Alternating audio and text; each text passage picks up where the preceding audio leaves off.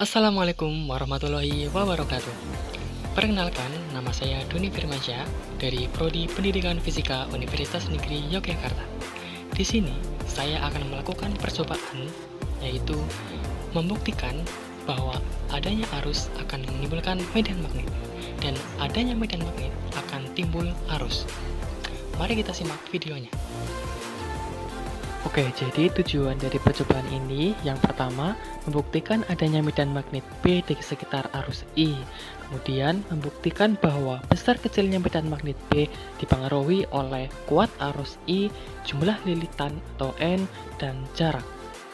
Kemudian, membuktikan bahwa medan magnet B merupakan besaran vektor yang dipengaruhi oleh kuat arus I.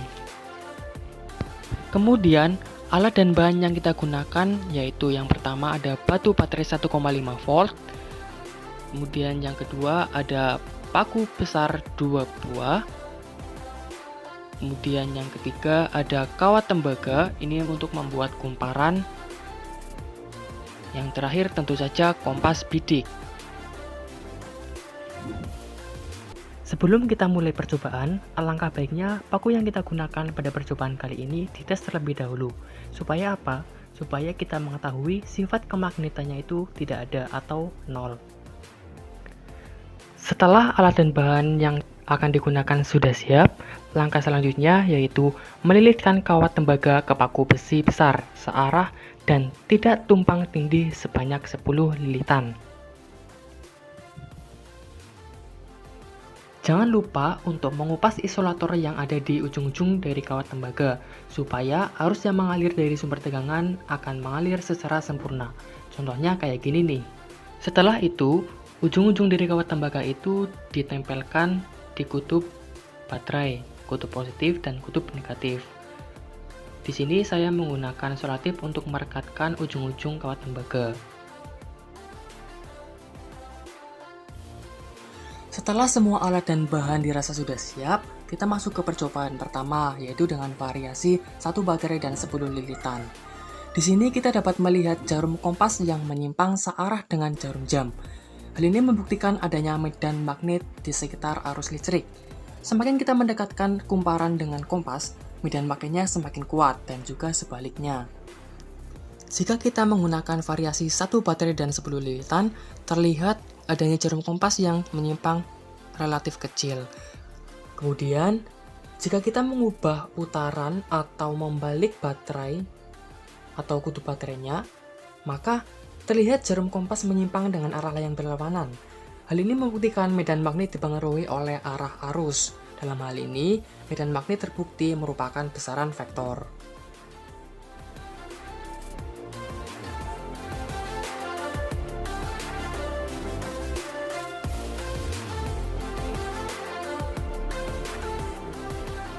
Setelah itu kita mencoba dengan variasi yang kedua, yaitu menggunakan 20 lilitan. Kita bisa melihat bahwa jarum kompas yang menyimpang lebih besar dibandingkan percobaan yang sebelumnya. Hal ini membuktikan jumlah lilitan mempengaruhi kuatnya medan magnet. Jumlah lilitan berbanding lurus dengan kuatnya medan magnet. Semakin banyak jumlah lilitan itu, maka medan magnet akan semakin kuat. Jika kita membalik atau mengubah arah kumparan, membalik baterai gini ya, sama seperti percobaan yang sebelumnya, di mana arah medan magnet dipengaruhi oleh arah arus yang mengalir. Hal ini sesuai dengan kaidah tangan kanan. Di sini bisa terlihat ya, arah simpangan dari jarum kompas itu berbanding terbalik atau berlawanan dengan arah jarum jam.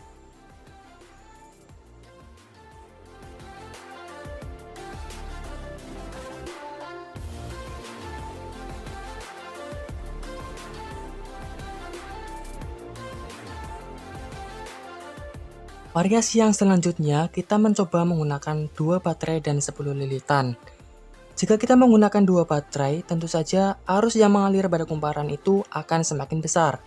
Hal ini terbukti bahwa jarum kompas yang menyimpang lebih besar dibandingkan variasi yang pertama. Hal ini membuktikan bahwa besarnya arus akan berpengaruh pada kuatnya medan magnet. Sama seperti percobaan yang sebelumnya, jika kita membalik baterai atau mengubah arah kumparannya, maka Arus yang mengalir pada kumparan tersebut akan mempengaruhi juga arah medan magnetnya. Hal ini sesuai dengan kaidah tangan kanan. Oke, variasi yang selanjutnya kita menggunakan 2 baterai dan 20 lilitan. Hal ini terlihat bahwa jarum kompas itu menyimpang dengan kuat karena pengaruh dari jumlah lilitan dan jumlah arus. Semakin besar kuat arus dan semakin banyak jumlah lilitan itu, maka akan berpengaruh dengan kuatnya medan magnet. Kemudian, jika kita membalik baterai atau mengubah arah arusnya, maka seperti yang ada pada percobaan yang sebelumnya, arah medan magnet dipengaruhi oleh arah arus yang mengalir. Hal ini sesuai dengan kaidah tangan kanan. Hal itu juga membuktikan bahwasannya medan magnet merupakan besaran vektor, karena variabel-variabel yang berpengaruh tergantung pada arahnya.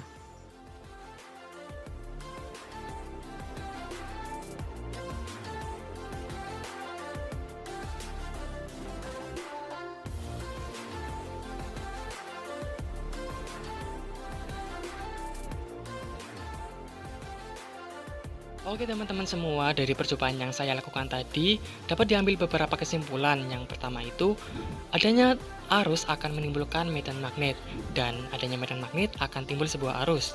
Yang kedua, jarak akan berpengaruh terhadap kuatnya medan magnet.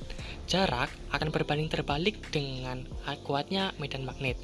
Semakin kita mendekatkan kompas ke arah kumparan, maka medan magnetnya akan timbul akan semakin kuat, dan begitu juga sebaliknya. Kemudian yang ketiga, besarnya arus yang mengalir akan mempengaruhi kuatnya medan magnet. Dan ketika kita mengubah arah arus itu, maka arah medan magnet pun juga akan berubah. Hal ini sesuai dengan kaidah tangan-tanganan. Dan hal itu juga membuktikan bahwasanya medan magnet atau B merupakan besaran vektor karena bergantung pada arus. Kemudian selanjutnya yaitu jumlah lilitan akan mempengaruhi besarnya medan magnet yang timbul. Semakin besar atau semakin banyak jumlah lilitan, maka kuat medan magnet akan semakin kuat. Begitu juga sebaliknya. Demikian percobaan yang dapat saya lakukan.